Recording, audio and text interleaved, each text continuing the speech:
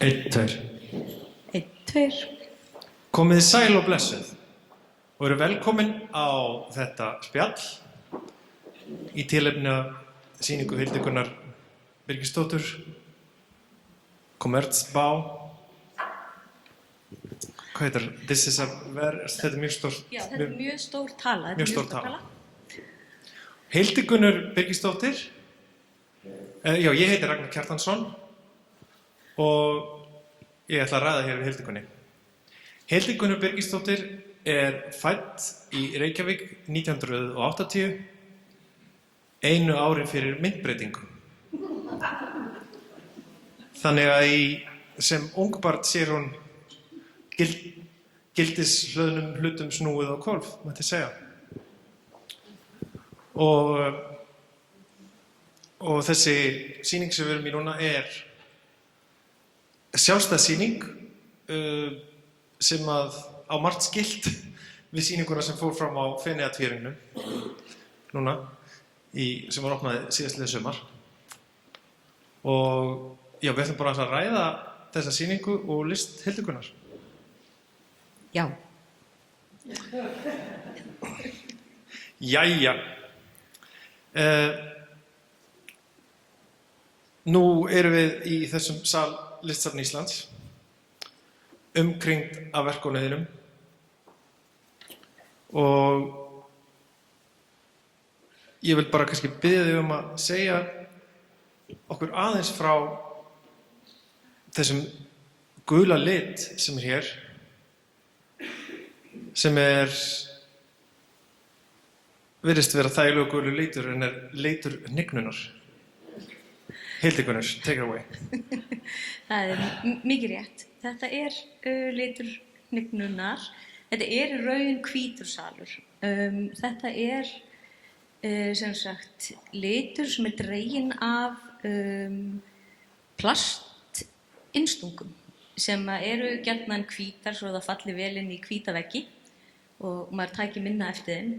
Svo líða árin og hægt og rólega þá gulnar þessi hvíti litur. Og allt í einu að þá er maður með gular innstungur um alla veggi.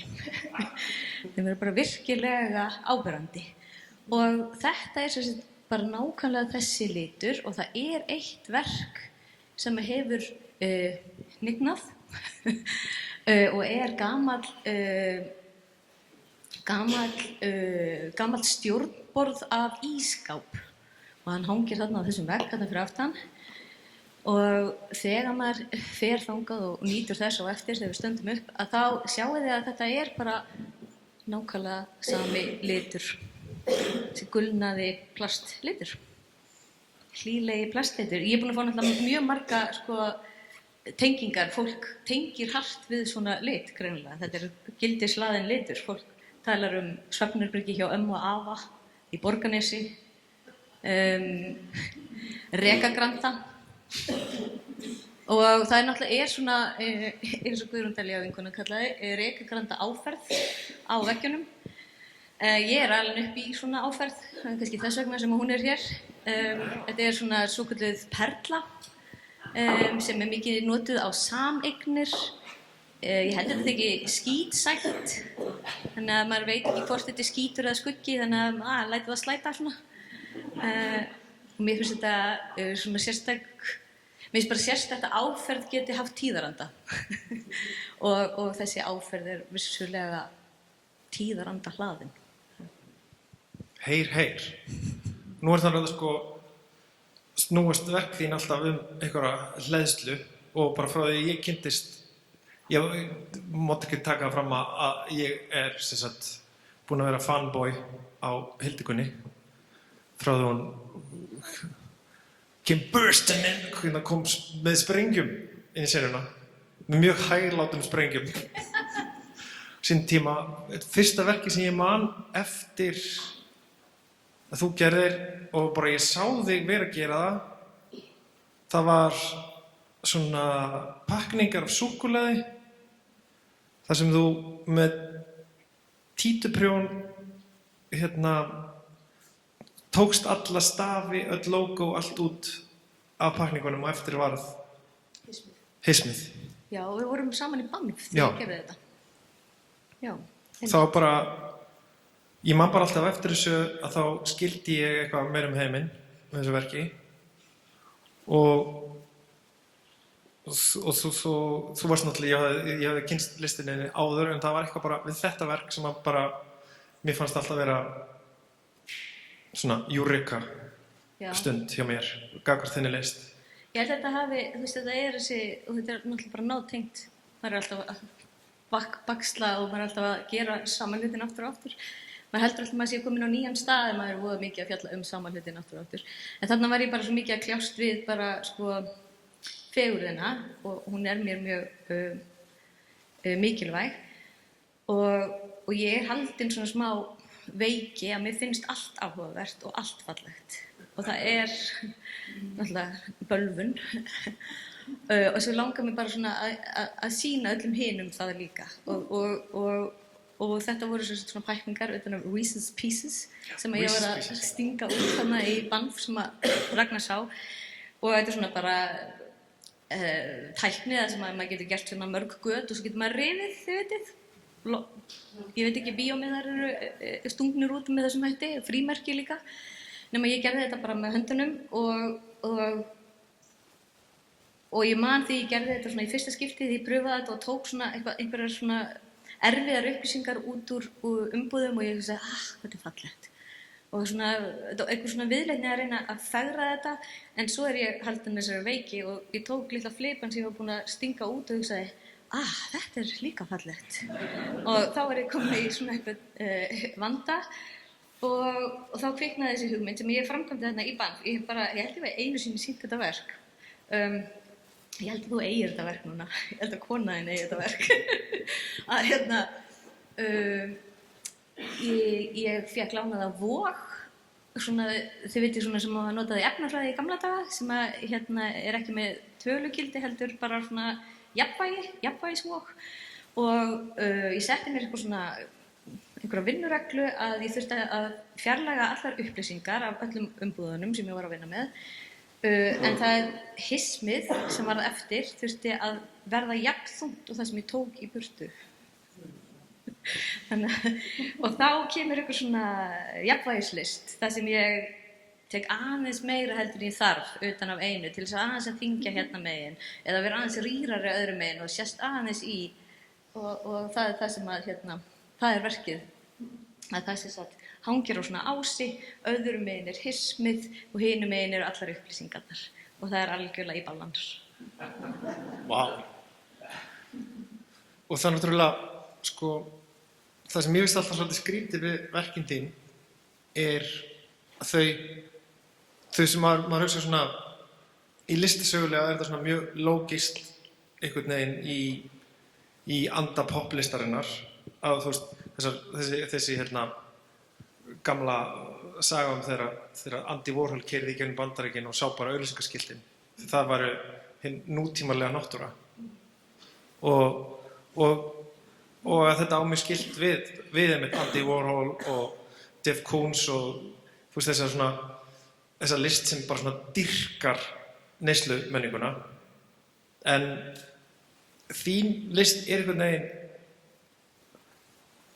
hún er einhvern veginn hinn myrka hlið tungsins á þessu án þess þó að fjalla án þess þó að vera að segja þetta er allt saman ömurlegt kapitalist dæmi að þú veist að hún fjallar þetta á einhvern fáránlega ljóðrænan tilfinningalegan hátt og að þegar nú eru verkin þín ekki á yfirborðinu tilfinningar en mér finnst þetta allt vera fáránlega rómantísk verk. Hver eru þín tengsl við rómantísku hreyfinguna í myndlist? Jú, ég náttúrulega er ástfangin af þessu formi bara myndlist og þetta er mín leið til að tjá mig og þetta er sannleikurinn og ég held að þegar maður er að búa til góða myndlist með sönn að þá er maður einhvern veginn að þjóna sannleikurinn. Sannleikurinn getur líka verið fegurð og eitthvað svoleiðis tilfinningar eru það sem veit eiginlega ekki alveg hvað tilfinningar eru, en þær kvikna innan manni. Við vitum að þær hafa búið inn í okkur af því að við höfum upplifað þær. En ég get einhvern veginn ekki sagt að ég sé að reyna að kalla fram tilfinningu eða ég bara að tjá mig og það að vera manneskja tilfinningaleg raun. Eða það eitthvað sem við göngum í gegnum að vakna á morgnana og vera til. Já, það það sem tilfinningar. Já, það að vera til. Já, þessi verk fjalla öll það. Já, og líka sko að því að þetta eru verksmiðjuframleidd verk, þú veist, áferð á málingu, en það eitthvað í verkunum sem minnir mig, sem bara, það kemur alltaf mjög skýrt fram að þetta var allt saman búið til af fólki með tilfinningar. Lógóið fyrir sýningakerfi var búið til af einhverjum. Sýndu hver þú ert. Það undir... Sýndu hver þú ert. Það undir, það undirtitill sýningakerfa. Það slóganið þeirra eða, já, kennisetningin þeirra. Sýndu hver þú ert. Já, algjörlega. Sko, það var einhver, bara með að stekka þetta upp eins og þessa Barbie-pítsu hérna. Þetta ekki Barbie-pítsa? Þetta Barbie-pítsa. Eða sko, þú veist, Barbie eða Kimmy eða Cindy-pítsa. Já, og þá minnir maður að það var einhver sem bjóð til þessa pítsu og það var einhver sem hannaði flipana inn á innbúðum. Og bak við hvert einasta logo eru þúsundir manna við alls konar aðstæður að framleiða efni fyrir mig á hverjum degi. Nei, framleiða ofgnægt hluta. En sko það líka, þú veist, það bæði þetta manneskilega, bæði, þú veist, manneskjurnar sem að liggja bak við allar þessar skrýtna ákvarðanir, en líka bara einhvern veginn hvernig við erum búin að spila út þetta kerfi, þú veist, sem við köllum siðmenningu og í hvaða, öngþveiti við erum komin og hvað það hefur kallað fram og það svo mikil tragísk fegurð í þessum plastpítsum og flipum sem við hendum í burtu sem eru framleidd í tonnatali og ég man sko svona fyrsta augnablikið þar sem ég fékk þessa sterku tilfinningu gagnvart leikfangi, þú veist, ég náttúrulega hef aldrei hætt að vera barn það líka eitthvað sem hefur kannski skiptið smá máli að það urðu aldrei nein skil bara allt í einu eignaðist barnið barn og barnið fór í banka og keypti hús eða eitthvað sem rosa skrítin upplifun en ég man þegar ég var í leikfangabúð sem ég gerði sem fullorðið barn og ég keypti svona dýrapakka með svona safari-dýrum og það eru tré og svona lítil svona einhverja senur til þess að búa til fyrir dýrin, tré og klettar og svona og það var inn í þeim pakka var bara svona einn steinn, grár plaststeinn og þá hugsaði ég bara, já, við erum komin hingað. Þannig bara við þurfum að framleiða í kílóavís gráa plaststeina. Af því það náttúrulega ekki hægt að finna steina fyrir börn að leika sér með, bara svona út í sárri náttúrunni. Og mér finnst þessi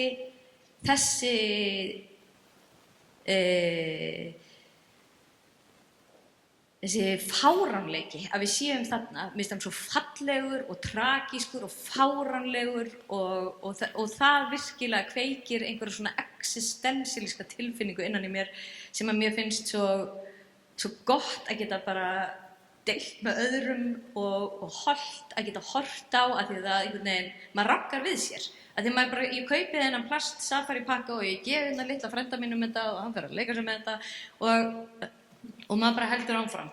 En leið og við tökum svona moment og horfum á þennan plaststein og bara svona að þá stoppar eitthvað og maður nýtur þess og maður hlær jafnvel.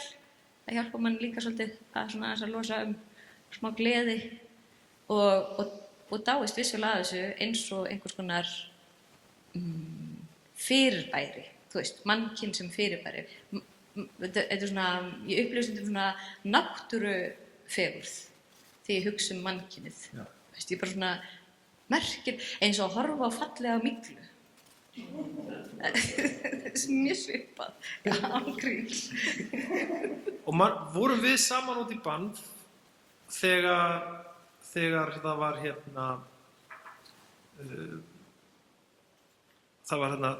það var seið seiðkona af norður-amerískum frumbyggjaættum sem var að framkalla svona seið, einhverja athöfn. Varst þú þar? Nei. Ekki eftir því. Ég man bara alltaf eftir þess að það var mikil spenningur, það var alvöru norður-amerísk frumbyggja seiðkona að fara þarna í Banff, þar sem allt umhverfið fullt af fortíð frumbyggja Ameríku. Þetta ótrúlega fallegt þarna, skógar, klettafjöllin. Þetta er svona náttúra sem við sjáum á læknastofum út allan heim. Þetta er svona, lætur okkur líða vel. Þetta er svona róandi. Við vorum að fara í alvöru athöfn hjá seiðkonu einhvers staðar inn í náttúrunni í Banff. En svo mætum við þarna sem athöfnin á að vera, nema þá var athöfnin bara á bílastæðinu og hún kveikti í dagblöðum. Eldurinn var dagblöð á bílastæðinu. Hún sagði, þetta bílastæði er líka náttúra og þessi dagblöð er líka náttúra. Og þetta tók svo mikið tvist á mann okkar bara, manns svona siðmenningarlega dúalisma líka, þeim svo opbóðslega mikið bara manngert og náttúran og Já, og það bara þetta að segja af sikkur hluturinn sem það ekki. Nei. Þetta er allt saman af jörðinu. Jörðu ertu komin og jörðu myndi aftur verða. Amen. Hér svona þungamiðja sýningarinnar djúp melankólískt portrett af tilveru þinni sem hér beint á bakvið áhorfendur. Segðu okkur aðeins frá þessu. Já. Verki. Þetta það sem við í daglegu tali kallum logovegg en heitir upp á ensku infoxication. Það er titill verksins sem var svona lauslega þýtt yfir í upplýsingaeitrun á íslensku. En infoxication er nýtt hugtak sem nýbúið að einhvern veginn mynda sem er í raun og veru svona þetta lítur til sem sagt þetta samanber intoxication sem er eitrun nema þetta sem sagt þú sér með of miklar upplýsingar og sért í raun og veru upplýsingaeitraður infoxication, information toxication og þetta verk komið til verður til fyrir Feneyjar. Þetta er svona mjög staðbundið verk að einhverju leyti. Þetta eru sem sagt öll logo þeirra fyrirtækja sem að þurfti til að gera þessa sýningu þarna út í Feneyjum. Og það er náttúrulega mikil hefð fyrir svona logoveggjum, sponsorveggjum í íþróttum, formúlinni, handbolta, alltaf verið að taka viðtöl við íþróttamenn fyrir framan svona ofboðslegt ofgnótt af logóum. Þetta hefur mér alltaf þótt furðufallegt, eins og svo sem allt annað. En mér fannst einhvern veginn áhugavert að þetta er ekki við hæfi í myndlist. Og það er bannað raunar að vera með mörg logó á veggjum á B&L-num. Þú mátt vera með B&L-logóið og átt að vera með B&L-logóið, mjög stórt helst, og svo máttu kannski velja 1 til 2 aðalstyrtar aðila og vera með þeirra logó, svona hugulega á veggnum. Og þetta er líka orðið eitthvað sem og þú veist, það er eitthvað sem oft í verkunum mínum, að það einhvers konar sjálfsmeðvitund að vera listaverk og þetta aumingjensverk það líka, að það sem sagt viðurkennt í sýningum nú til dags að það veggtexti og það eiginlega líka skylda í Feneyjum að því þegar þú lappar inn í skála að þá vill maður vita í hvaða skála ég, hvaða land þetta, hver listamaðurinn og hver sýningastjórinn. Þá þarf svona að koma fram hver kommissjónaði líka. Það mjög mikilvægt að það komi fram. Og þú lest þetta, snýrð þér að þessum texta og svo snýrð þér við og veist að þú ert búin að snúa baki við veggtextunum og nú taki myndlistin við. Þetta var ekki myndlist sem þú varst að lesa.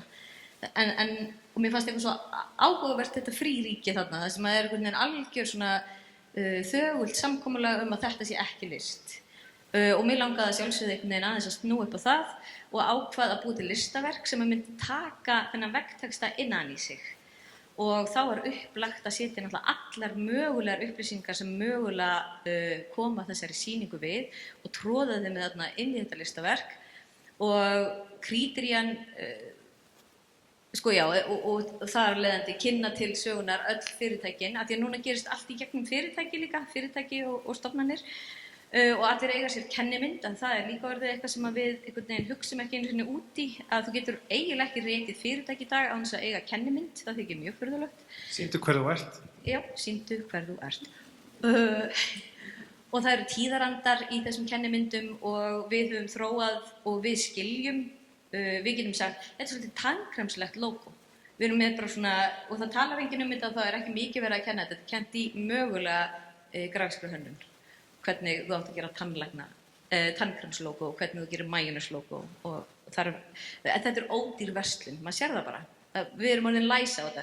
Við erum í raun og veru farin að nota litla frumheilan okkar sem við erum með, sem við notum á það til þess að þekkja eitraða plöntu og netjaplöntu í sundur og við þekkjum núna hvort eitthvað sé fake Nike eða alvöru Nike. Það eru sömu eiginleikar.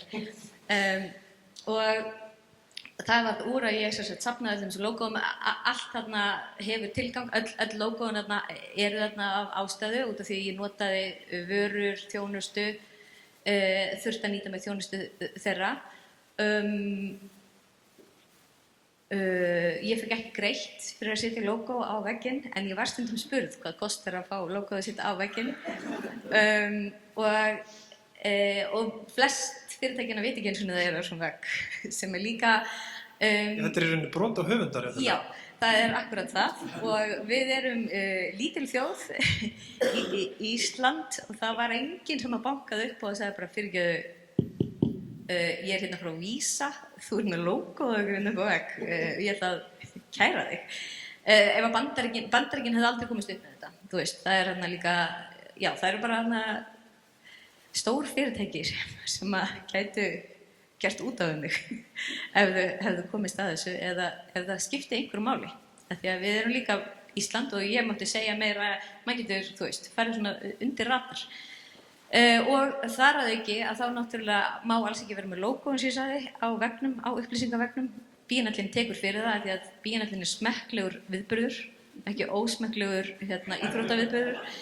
En bíanallinn sagði ekki neitt af því að þetta er listaverk. Það er lendið komst ég upp með það.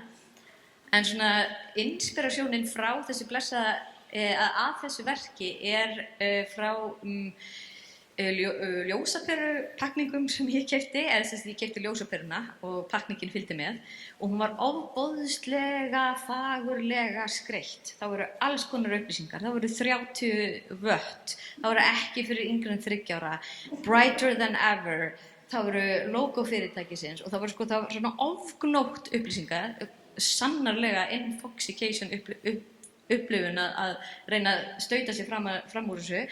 Það var á sama tíma skrautlegasta snifsi sem ég hafði á ævi minni séð og svo horfði ég á það og sagði það er ekkert skraut hérna. Þetta eru allt upplýsingar og ofan á allt saman var búið að setja logo fyrirtækisins í svona glitstöfum, svona skáhallandi af því þú vissir alls ekki að það hefði keypt ljósaperu frá Rocktown, man ekki hvað það hét. Og ég starði á þetta og ég var svo heilluð af þessu, þetta hékk upp á vegg í stúdíóinu, bara af hverju ert þú svona skrautlegt en af hverju ert þú bara með upplýsingar og með þetta á heilanum og þessa glithúð yfir sem var svona gjörsamlega tilgangslaus en er jafnframt notuð oft, komst ég að því að nú er ég búin að kynna mér þennan heilmyndaprent eða svona holographic printing, að það er notað sem svona authentication eða sem svona hvernig myndi maður snar þýða authentication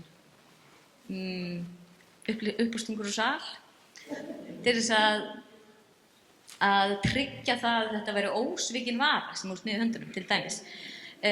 Chanel notar þetta á ylvetnin sín, lítill svona mjög flókin prentaður límmiði, þannig að þú veitir þetta sé alvöru Chanel en ekki fake Chanel. Og notum við aftur þarna sama frumheila hætta eða gott. Og það eru svona fyrirtæki sem sérhæfir sig í svona heil myndaprentun og ég setti mig í samband við þessi fyrirtæki. Eitt þeirra heitir Kurz, er frá Þýskalandi og gerir ræmurnar í evrur til þess að það sé alls ekki hægt að falsa evrur með góðu móti. Og þeir framleiða bara það. Seðlar eru gjarnan framleiddir á mörgum stöðum svo það sé ekki ein verksmiðja sem getur bara síðan fara að prenta seðla. Og ég setti mig í samband við þetta fyrirtæki og það tók svona 2 ár að finna út úr því hvernig ég gæti fengið þá til þess að prenta svona authentication filmu yfir allan vegginn. Og það sem ég langaði líka var að ekki að það yrði bara einhver filma, einhver glitstafir eða stjörnur sem þau áttu á lager, heldur bjugguðu til sérstaklega fyrir mig filmu sem ástendur Kurz, sem logo fyrirtækisins aftur og aftur, bara yfir allan vegginn. Og þá grét ég svona fögrum, tilgangslausum tárum. Og það loka glassúrinn á þessu verki. Og það náttúrulega, eftir ég sá þetta verk, þá fekk ég svona innlokunarkennd í minni eigin tilveru. Þú veist, öll mín tilvera eru logo. Og bara það er allt fyrirtæki sem búa allt til hérna eiginlega. Öll þín vensl. Öll mín vensl. Og það var mér svo áhugavert að núna og svo höfum þetta er svo mikill maximalism að maður sér þetta í samband við minimalisman, gamla góða minimalisman Donald Judd og svona sem er náttúrulega núna í dag orðið listlíki, orðið kids. Að mér svo geggjað að, þú veist, ef Donald Judd vissi að í dag er Kim Kardashian með fullkomlega á mínimalísku höll og hún með starfsmenn sem í að pikka logoinn af öllum hlutunum sem hún með heima hjá sér. Þannig að við séum svona það sem að Kim Kardashian að sína heimili sitt og ískápurinn hennar, það ekki logo á neinu í ískápurinn hennar. Pæliði hvað það er ógeðslega mikil fyrirhöfn. Sjúklega mikið vesen. Hún að reyna eitthvað, lifi ekki í þessari tilveru. Já, akkurat. Og svo hún samt vera þetta sjálf vörumerki. Já, primus motor bara. og á sitt eigið vörumerki og... Já, þetta er bara... Þið eru í rauninni dálítið líkar í, ykkar... Ég myndi segja það. Í okkar. Í einhverju svona endandi skottið á kapitalismann. Hvað þýðir þetta? Hvað þýðir þetta? Já, ég gleymi náttúrulega minnast á þetta skrýtna form sem þessi veggur er í, en ég var með svona smá þráhyggju fyrir því að endurnýta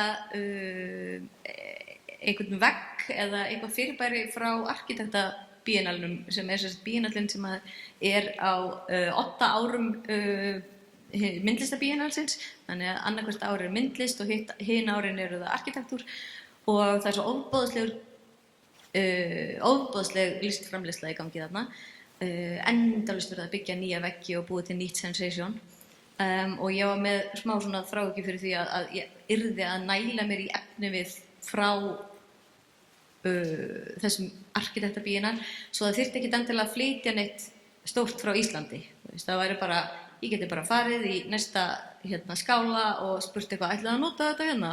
Og það var það sem ég gerði, ég fór í arkitektenska skálan á arkitektabiennalum 2023 og ég fekk að eiga þetta gólf. Þetta er svona gólfið á arkitektabiennalum árið 2023. Þess vegna er þetta svona skrítið í laginu, það var eitthvað súla þarna og eitthvað veggur þarna fyrir horn. Já. Og svo eru þarna nokkra viðbætur, íslenskar viðbætur sem að kemur, sem er svona það sem hefur fallið til hérna á Listasafni Íslands. Þegar það hafa staðið yfir einhverja framkvæmdir eða gömul borðplata sem er ekki lengur nýtt. Man Logi hélt til haga fyrir mig.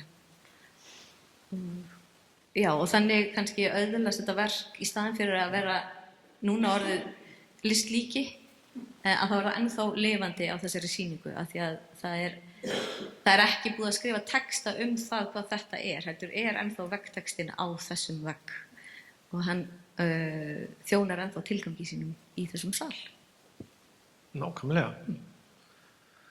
Og síðan eru náttúrulega svo finnst mér líka svo áhugaverð þessi verk sem eru flipar eða eitthvað svona smotteri af vörum í efniskennd nýttra hluta, annar hluta, sem einhvern veginn, af því að þetta endurnýtt, þá fá verkin nánast trúarlega vísun, þau verða einhvern veginn heilög. Þetta eru góðir hlutir. Þetta eru góð listaverk. Þetta eru góð listaverk, þetta er ekki vond listaverk. Ekkert umhverfisspor eða... Já, það er náttúrulega, já, það er svona smá, hvað ég að segja, hornrekur sem eru þarna fyrir aftan og það hefur verið aðeins bæst í síðan í Feneyjum. Feneyjum var svolítið upptekin að því að gera sýningu sem að fjalli ekki í miklar endurtekningar gryfjur eða að treysta á að ef þú ert einhvern veginn ef þú ert með mörg eins verk að þá stundum verða þau verk en ef þú ert bara með eitt verk að þá veist ekki hvað það finnast það eða hvort það sé verk stundum þegar og mér langaði svolítið að treysta verkunum fyrir því að bara að vera til og á tímabili þá var nánast ekkert í básnum mínum skálanum í Feneyjum nema þetta aftan á kornflakspakkanum listaverk, þetta Infoxication, alltaf mikið, ég opnaði glugga, ég gerði texta vegg og það var ein plastpizza og einn svona flipi. Það var það eina sem var í skálanum, rosalega lengi. Svo hægt og rólega þá fengu örfá önnur verk að sigla með. Ég framleiddi aðeins fleiri verk heldur en ég þurfti fyrir Feneyjar af því að þessi verk komu til mín á sama tíma. Þannig að þau bara vildu vera með. Og núna þegar ég er komin í stærra rými og ég get sett þau upp á þann hátt sem að hentar þeim að þá fengu þau að vera mörg saman og nú getur maður að horta á það og hugsa já þetta eru svona listaverk og þau eru skyld þessi hérna listaverk og þau segja kannski þú veist þau hafa allt sína sögu þetta eru allt fundnar silúettur sem koma frá minni eigin prívat neyslu. Ég kaupi mér eitthvað, ég þarf að rífa eitthvað til þess að opna það svo ég geti notað þvottaefni mitt eða ég kaupi andlitsmálingu handa börnunum mínum og ég þarf að rífa í sundur pakninguna og ég hugsa, þetta er í laginu eins og glugginn í Feneyjum, ég ætla að geyma þetta og allt hefur þetta hérna einhvern svona sekundubrot snertiflöt við hérna almenna mannesku síðan hendi maður þessu. Þetta eru hlutir sem eru ekki varan sem þú keyptir. Þetta er hluturinn sem er framleiddur til þess að varan sem þú keyptir verði sýnilegri, gyrnilegri, auðopnalegri. Eitthvað svoleiðis. Þetta er ekki varan, þetta er einhvern veginn skugginn eða... Já, þetta eru umfram sem að enginn leiðir hugan að og er samt framleitt í tonnavís, bara endalaust. Rosaleg hugsun á bak við þetta allt saman. Já, oft er þetta upplifunarhönnun sem liggur á baki. Sem að mér finnst vera frábært hugtak og það eru, þú veist, og svo finnst mér eitthvað svo áhugavert og fallegt líka þegar að mannkynið er einhvern veginn búið að koma sér á annan stað þar sem það framleiðir plaststeina og bara eitthvað, þetta er svo gott fyrir krakkana að leika sér með þessa plaststeina, við erum á góðum stað svo hægt og rólega, við erum að fylla það er allt að fara til fjandans ok, tökum plaststeinana, bræðum það og búum til eitthvað nýtt úr þeim þetta var betra. Við viljum ekki framleiða færri plaststeina, við viljum bara aðeins að búa til eitthvað nýtt úr þeim. Og það er það sem allir þessi efni við þessara silúetta á sameiginlegt. Þetta er svona viðbragð síðkapitalismans við offramleiðslu og þú veist, ég lá yfir fyrirtækjum sem eru í þessum bransa. Þetta er mikill grænþvottarbransi. Sum fyrirtæki eru virkilega að reyna að gera heiminn betri og önnur eru bara að spila á kapitalismann og spila á okkur.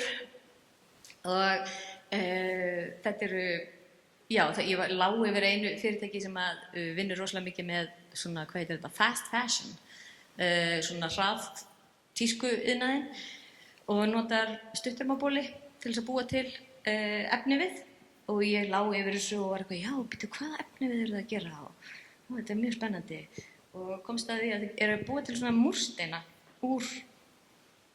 úr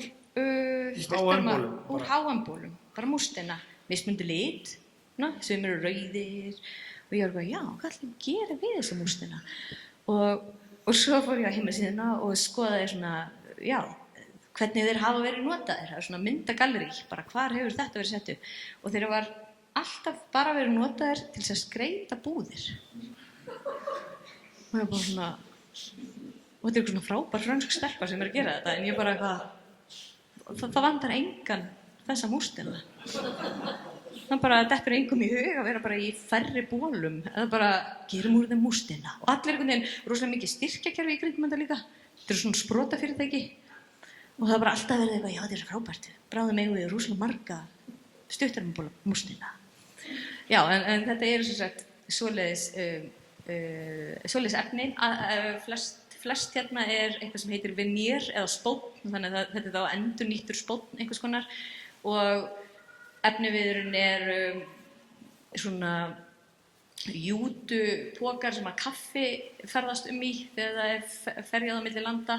Það er herklæðnaður, endurnýttur herklæðnaður, smá hlaðið. Ég er alltaf að hugsa hvort það sé blóð í þeim. Það er bara svona heldur fyrir mig vöku.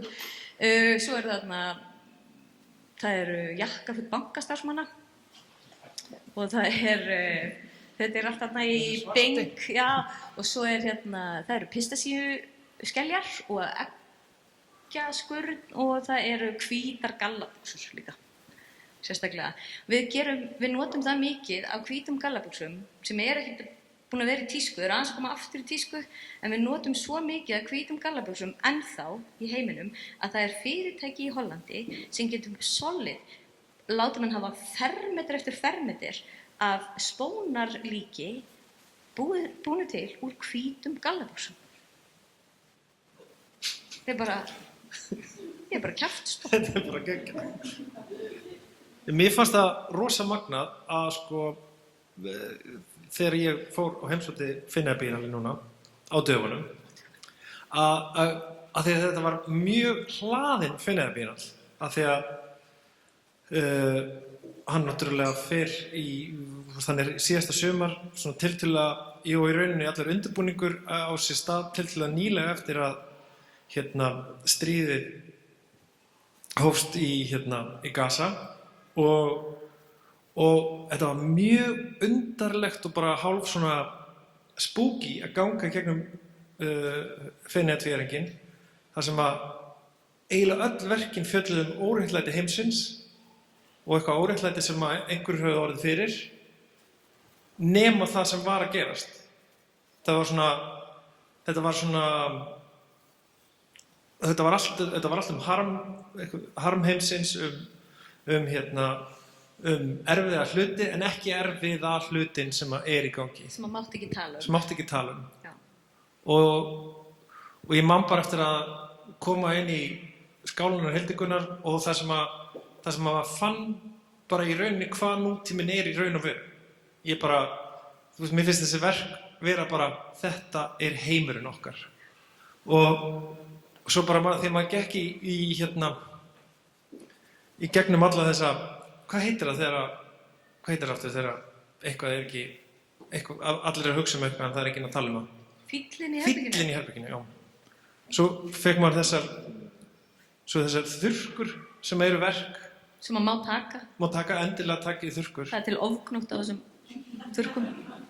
Og á þurrkunum eru á ýmsum tungumálum sagt sem er það ekki for external use only? Jú, já og ég held að standa þetta séu vettalets, eða ekki? Já. Í öllum mögulegu tungumálum. Bara öllum eins og Babelsturn sem stendur for external use only. Svo stendur eitt pínu lítið hérna, Free Palestine. Þetta verk var einhvern veginn bara segðu mér Hildigunni svona að lokum þú veist ég veit ekki hvernig þú veist náttúrulega heimurinn hefur nú yfirleitt ekki verið réttlátur það er nú ekki verið svona mál heimsins að vera réttlátur en í heiminn sem er orðin mjög hlaðinn af svakalegum hlutum og það eru alltaf svona þessar stigmagnast í að vera svakalegur og svakalegri að þú veist að sá stóri sigrar hann litla á meira og meira brútal hátt þú veist, þessir hlutir eru algjörlega í verkefniðinum og þú hugsa mjög mikið þessa hluti. Bara, já, getur aðeins bara sagt mér frá tengslum þínum með hvernig þú vinnur með þessa spennu með Barbie pítsuna og fjöldamorð. Já, Barbie pítsa og fjöldamorð. Sko, ég held að heimurinn hefur oft verið óréttlátur og jafnvel óréttlátari og við komum úr, þú veist, við erum hérna á þessari eyju og ég alveg upp hér og hér voru vistabönd fyrir bara korteri síðan og kapitalismin kom hratt og örugglega til landsins.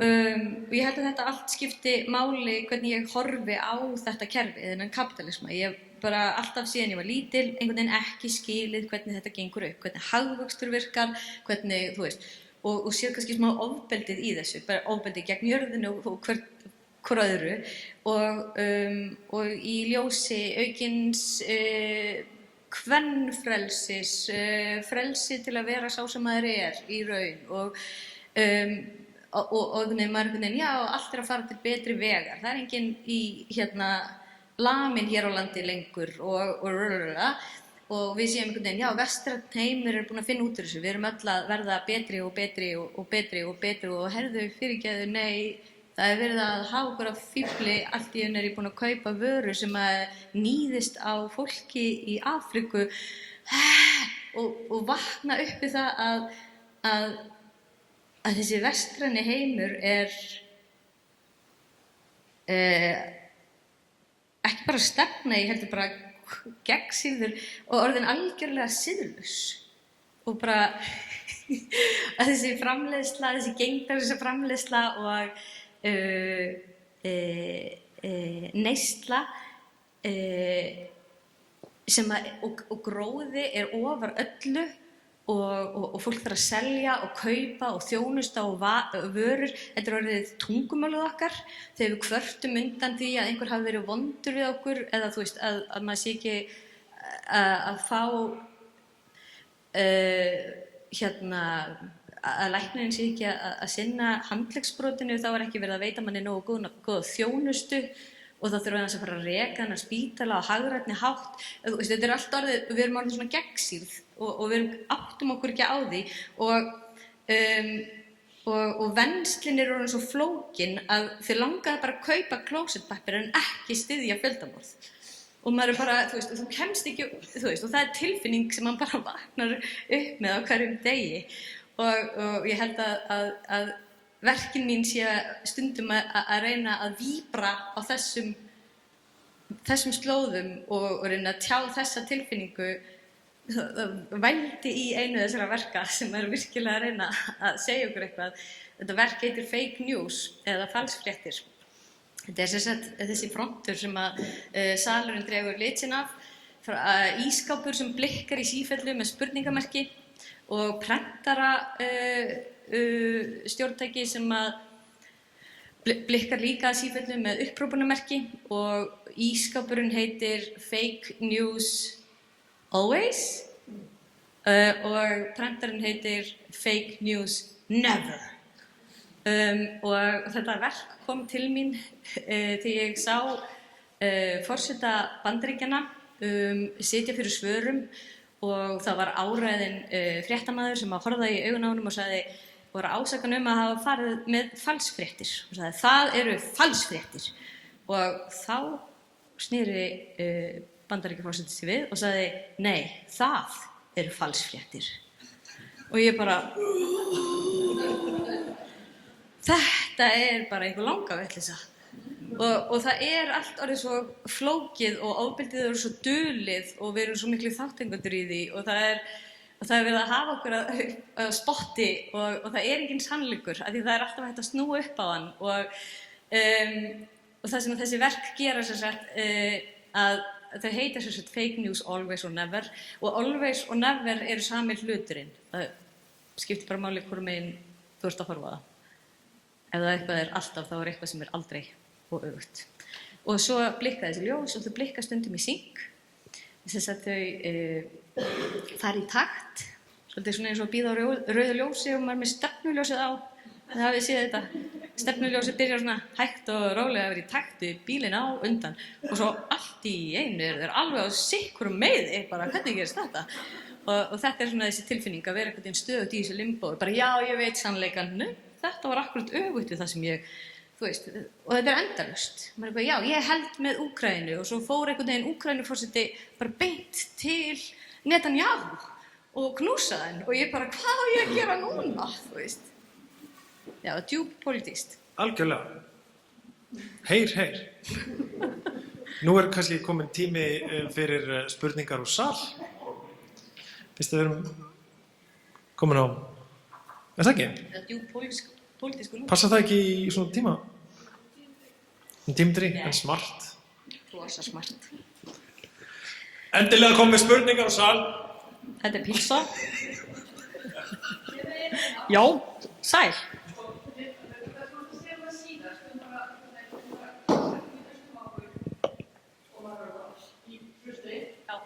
Svo ég var eitthvað að lesa mikið Snickers og hvernig hann var í rusli og raskandi þegar hann var að gera síðan. Og ég var að hugsa, hvernig er það? Það finnst bara hvað svona alveg góð? Nei. Alls ekki. Ég var einmitt að hugsa bara, við erum ekki búin að ræða Kurz.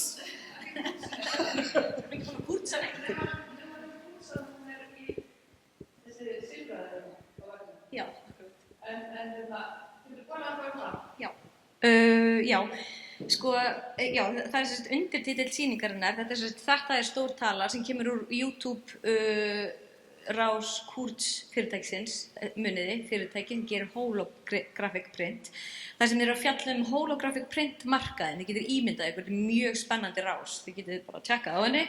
Ég vissi ekki að það væri til svona markaður sem héti heilmynda prentmarkaðurinn, en þeir eru tveir menn í jakkafötum sem eru að tala hennar markað og aðalega það sé gat á markaðnum.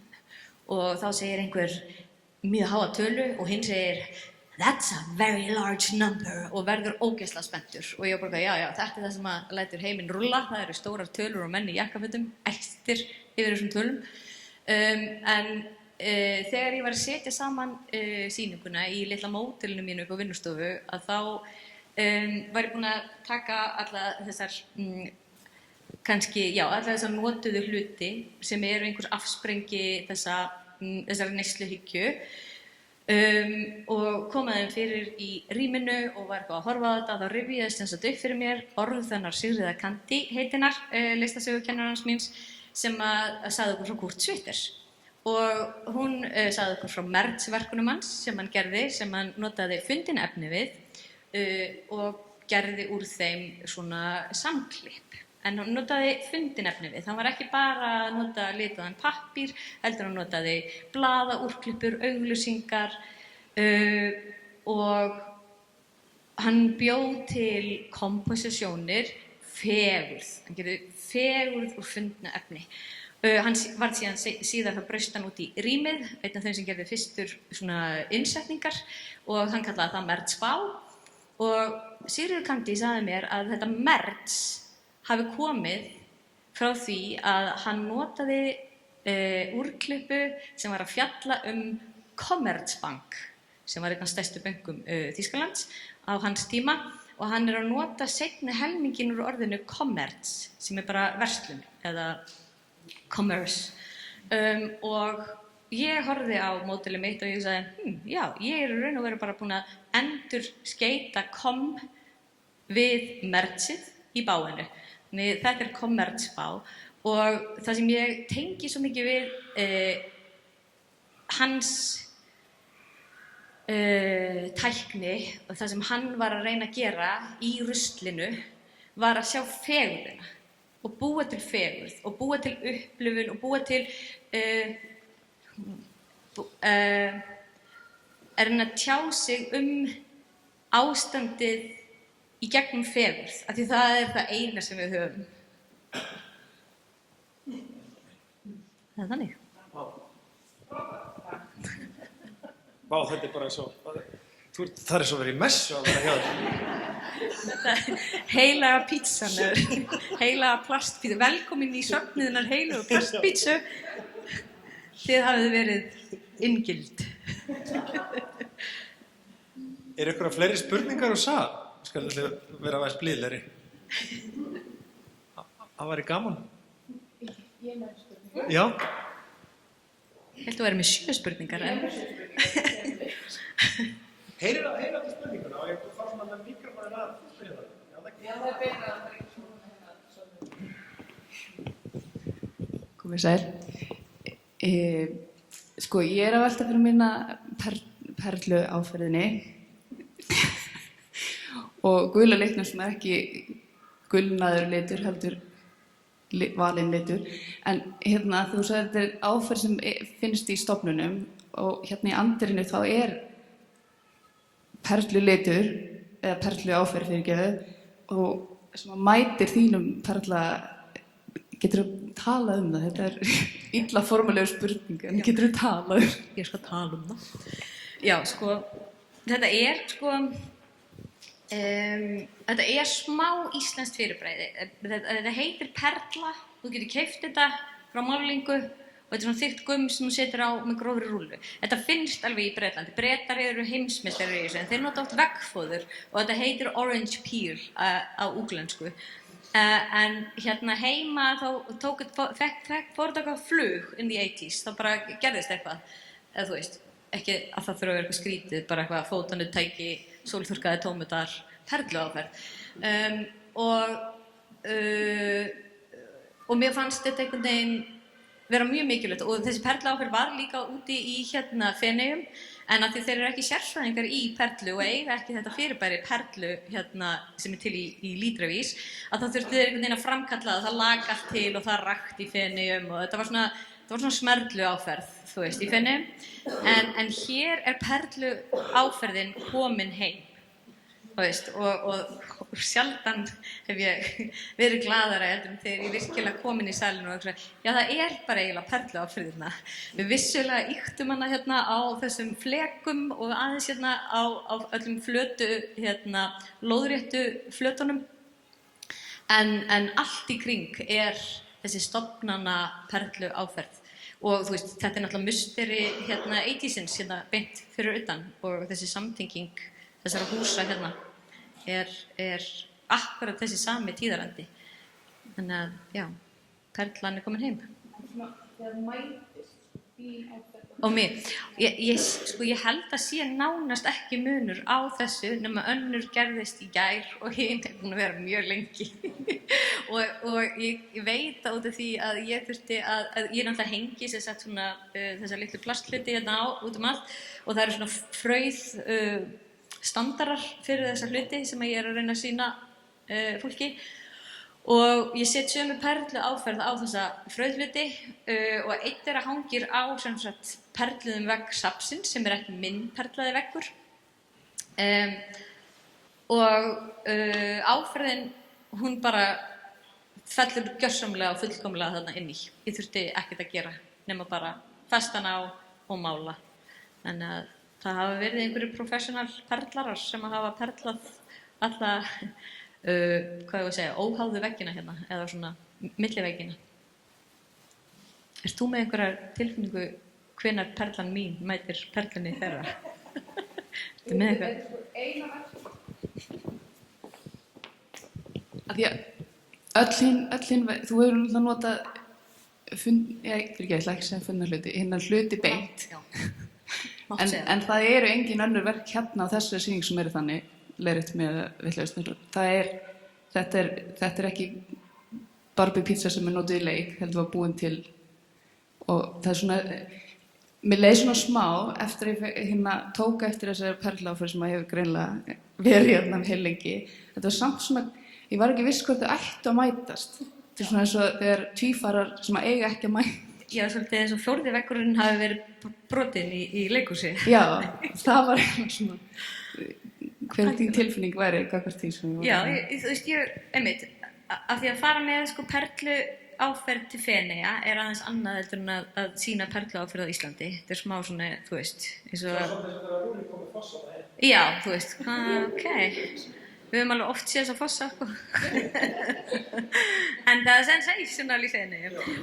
En sko það er náttúrulega, fyrir mér, þá fannst mér þetta náttúrulega bara auðvitað, þú veist, þegar það mættist og einhvern veginn á ég, og og ég vinn yfirleitt ekki mikið með teater, það að segja, þú veist, hlutirnir koma til mín eins og þeir eru og ég bara díla við þá, þú veist, að hérna, ég sleppi tökunum einhvers staðar í framleiðsluferlinu, sérstaklega þegar ég er ekki að búa til verkið sjálf á vinnustofu, að þá er ég með einhvern svona, ég myndi kalla þetta pensilstróku, eða fólk myndi kalla þetta pensilstróku ef ég væri að mála.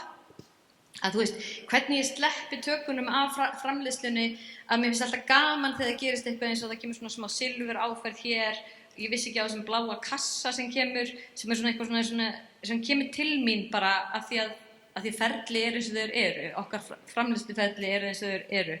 Og þegar að ég talaði við sýningakerfi, hvort ég geti fengið þetta borð, að þá vissi ég ekki alveg hvernig þið myndu leggja munstrið á borðið og svo bara díla ég við það þegar það kemur og það kannski er svona mögulega eini fundni hluturinn. Þetta sýningakerfi borð er sem sagt bara í þeirra eigu og ég er að leigja það og það er merkt þeim og meðan sýningunni stendur svo fer það bara aftur til sýningakerfa. Farðu einhvern afslátt af því að það er merkt sýningakerfi? Það var það sem ég var að velta fyrir mér, það var ekki tekið fram á reikningnum en þeim fannst þetta sjálfsagt eins og þar og ég bara, já, flott. Og fannst ekkert mála að merkja þetta sér og það gerðist svolítið svipað að þú veist, þetta var mér að móti skapi að fólk myndi ekki sjá bara, sko, listin er hér, ég er búin að gera þessa perluáferð, ég gerði sko, hún skiptir svo miklu máli, þetta er sko perluáferð með ásetning, sjáðu þið til og það fóru taugarnar á mér, þú veist, að það væri perluáferð og svo, þú veist, náði ég að fara heim til mín og bara anda inn í það og bara hvað auðvitað er perluáferð og það er ekki skil á milli lífs og lista. Ég var búin að gleyma því verki. Já, það er einmitt lifandi verk sem er bein útsending sem er hérna niður í Andeyri, 3x2 metrar. Og þetta er svona díóðu auglýsingaskilti sem er ætlað fyrir auglýsingar á vegum úti fyrir fólk á ferð í bíl sem þýðir að þetta er mjög svona gróf upplausn. Þú ert að sjá þetta langt í burtu og rétt svona gjóa augunum án þess að keyra á neinn eða valda usla. Þess vegna mega ekki vera hreyfðara myndir á svona skiltum af því að það má ekki vera of grípandi.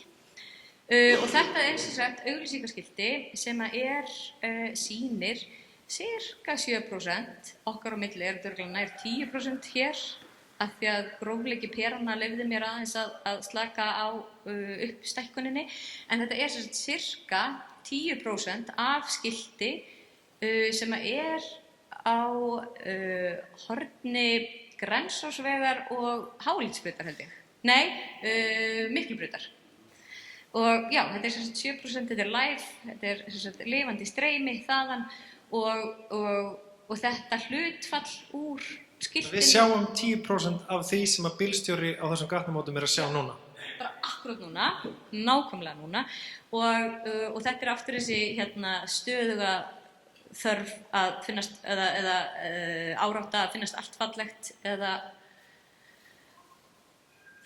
mikilvægt og Mér fannst það líka svo geggjaði Feneyjum að sjá das Heimat, sjá heimalandið í þessu auglýsingaskilti bein útsending frá Hálítsbrautinni. Frá Hálítsbrautinni, það var frá Hálítsbrautinni þá nefnilega í Feneyjum og það er hann Tóti sem vinnur hjá Billboard sem velur yfir skáin fyrir mig. Það er eitthvað sem ég hef ekki stjórn á og hann valdi núna Grensásveginn og þetta er sem sagt hlutfallið þar sem að fegurðin birtist í auglýsingunni. Þannig að ef við horfum á bara svona cirka 10% af auglýsingu þá er hún bara gull falleg.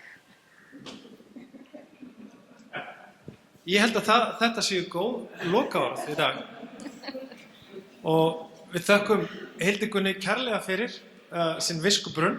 Takk kærlega fyrir Ragnar að spjalla við mig. Og við skulum bara njóta það sem eftir er dagsins og verið sæl.